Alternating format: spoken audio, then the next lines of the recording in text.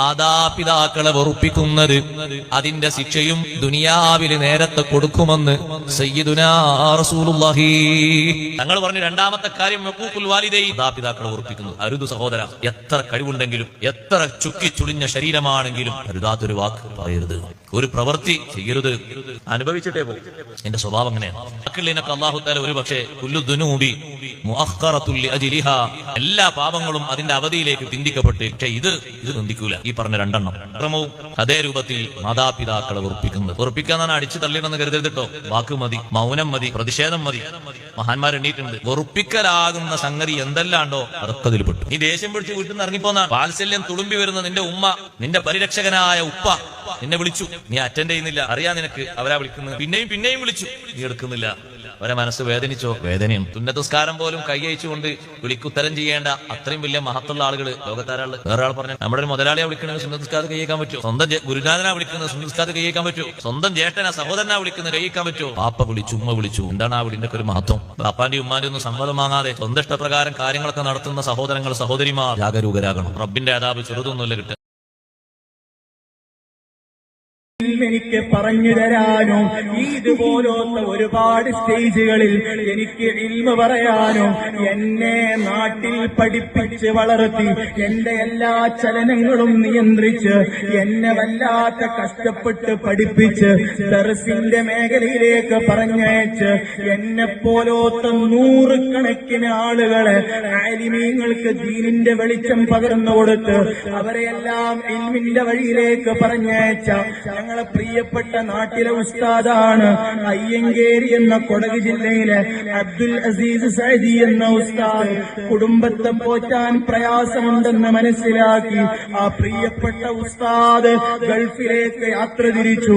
ഓ മക്കളെ, വർഷങ്ങളോളം പെട്രോൾ പമ്പിൽ ജോലി ചെയ്ത് സൂര്യന്റെ ചൂടും പെട്രോളിന്റെ ചൂടും അനുഭവിച്ച് ഒരാളെ മുമ്പിലും കൈനീട്ടാതെ വർഷങ്ങളോളം ചുടുചുടുവിൽ അധ്വാനിച്ച് കഷ്ടപ്പെട്ട് സുന്ദരമായി ജീവിക്കാൻ വേണ്ടി പ്രയാസപ്പെടുന്ന സമയത്തും തനിക്ക് അല്ലാഹു തന്ന ആലിമാക്കണമെന്ന സ്വപ്നം കണ്ട് വിദേശ രാഷ്ട്രത്ത് കൊണ്ട് ചൂടത്ത് പണിയെടുക്കുന്ന സമയത്ത് പോലും എന്റെ മകനൊരു ആലിമാകണമെന്ന സ്വപ്നം കണ്ട് എന്റെ പ്രിയപ്പെട്ട ഉസ്താദ് 13 വയസ്സുള്ള മൂത്ത മകനെ അല്ലാഹുവിന്റെ ഇൽമു പഠിക്കാൻ വേണ്ടി പറഞ്ഞയച്ചു.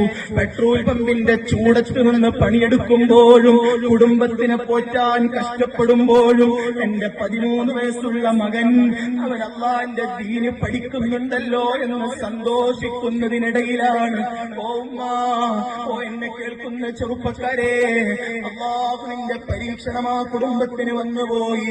ആ പ്രിയപ്പെട്ട മുതഅല്ലിമായ പൊന്നുമോന് ഒരു ദിവസം വീട്ടിലേക്ക് വരുന്നു, പുറം വേദനിക്കുന്നു എന്ന് പറഞ്ഞ് ടെസ്റ്റ് ചെയ്തു നോക്കുമ്പോ സുബ്ഹാനല്ലാഹ്, ലക്ഷത്തിലൊരാൾക്ക് വരുന്ന ഇവിൻ സാർക്കോമ എന്ന ഏറ്റവും വലിയ മാരകമായ ക്യാൻസർ ആ പ്രിയപ്പെട്ട 13 വയസ്സുകാരനായ മുതഅല്ലിമിന് വന്നുപോയി.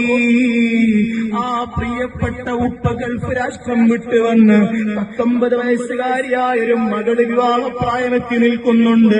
കുടുംബത്തെ പോറ്റാനുണ്ട്, മകന്റെ ചികിത്സയ്ക്ക് വേണ്ടി കഷ്ടപ്പെടുന്നുണ്ട്. ഇന്ന് വരെ എത്ര കഷ്ടം വന്നിട്ടും ആ ഉപ്പയായ ഞങ്ങളെ ഉസ്താദ് ഒരിക്കലും ഒരാളെ മുന്നിലും കൈനീട്ടിയിട്ടില്ല, ഒരാളോടും സഹായം ചോദിച്ചിട്ടില്ല. പക്ഷേ മരുഭൂമിയുടെ ചൂടിൽ ജോലിയെടുക്കുന്ന സമയത്തും ആ ഉസ്താദ് കണ്ടൊരു സ്വപ്നമുണ്ട്, മകനൊന്ന് ആലിമാകണം, മകനൊന്ന് മുത്തഅല്ലിമാകണം. ഞാൻ ഒരുപാട് മക്കളെ മുത്തഅല്ലിമാക്കിയിട്ടുണ്ട്, ആലിമാക്കിയിട്ടുണ്ട്. എന്റെ സ്വന്തം മകന് ഒരു ആലിമാകണമെന്ന് ചിന്തിച്ച ആ ഉപ്പയുടെ സ്വപ്നം പകുതിയിൽ നിന്നുപോയി. മകനായ മുനീബ് എന്ന് പറയുന്ന 13 വയസ്സുകാരൻ ജീവിക്കണോ മരിക്കണോ എന്ന പോരാട്ടത്തിനിടയിലാണ്. ഏറ്റവും വലിയ രോഗമാണ്. 20 ലക്ഷം രൂപയാണ് പ്രിയപ്പെട്ട പൊന്നുമോന്റെ ചികിത്സയ്ക്ക് വേണ്ടത്. ഓ കരളിന്റെ കഷ്ണങ്ങളായ നാട്ടുകാരെ, നിങ്ങൾ ഈ നാട്ടിലെ മുത്തഅല്ലിമീങ്ങൾക്ക് ഭക്ഷണം കൊടുക്കുന്നവരാണ്. എത്രയോ പാവപ്പെട്ടവരുടെ കണ്ണുനീര് തുടച്ചവരാണ്.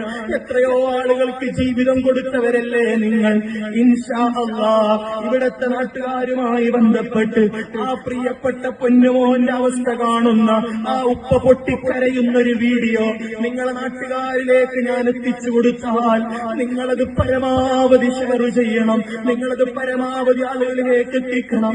ആ ഉപ്പയുടെ സ്വപ്നം നമുക്ക് പൂർത്തിയാക്കണം, ആ ഉമ്മയുടെ ആഗ്രഹം പൂർത്തിയാക്കണം, ആ പൊന്നുമോന്റെ ആഗ്രഹം പൂർത്തിയാക്കി അവനൊരു അലിമാകുന്നത് കണ്ട് നമുക്കൊക്കെ സന്തോഷിക്കണം. നിങ്ങളെല്ലാം അത് സഹായിക്കണം, സഹകരിക്കണം.